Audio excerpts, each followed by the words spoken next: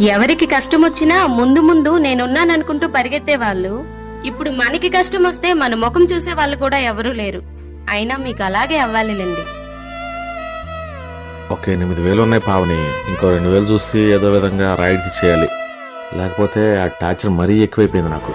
అసలు ఈ అప్పులన్నీ ఎప్పటికి తీరుతాయండి? నాకేం అర్థం కావడం లేదు. నాకు ఓపుకున్నంత వరకు కష్టపడుతూనే ఉన్నా కదా పావని. అయినా ఇంకా 2 సంవత్సరాలు అయితే మన బుజ్జి చదువు పూర్తయిపోద్ది. అది సెటిల్ అయిపోతే మనకి ఇంకా బాధలు ఏముంటాయి చెప్పు. ముందు ఆ చదువు పూర్తయ్యే వరకైనా తనకి ఏ లోటు రాకుండా చూసుకోవాలి హలో, కదండి. నా కూతురుకు లోటు రావటం ఏంటి? నా కూతురు కోసం నా ప్రాణమే ఇచ్చేస్తా.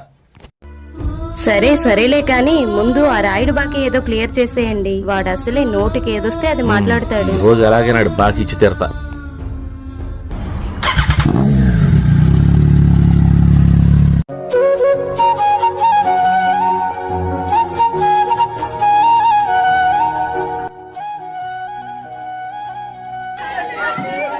ఇప్పుడు మనకి 1 వీక్ హాలిడేస్ ఉన్నాయి కదా, ఎక్కడికి వెళ్దాం చెప్పండి, ప్లాన్ నా చేసుకుందాం. ఆప్షన్ అయితే కొడైకెనాల్ అయితే బాగుంటుంది. కేరళ బాగుండిద్ది, కేరళకి వెళ్దాం. వీళ్ళకి నేను ఏం చెప్పాలి ఏమవుని, ఇప్పుడు? నువ్వు ఈసారైనా వస్తున్నావా లేదా?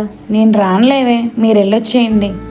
నువ్వు లాస్ట్ టైం కూడా ఇలానే చేసావు. ఈసారి ఖచ్చితంగా రావాల్సిందే, లేదంటే మేము అసలు ఊరుకోం.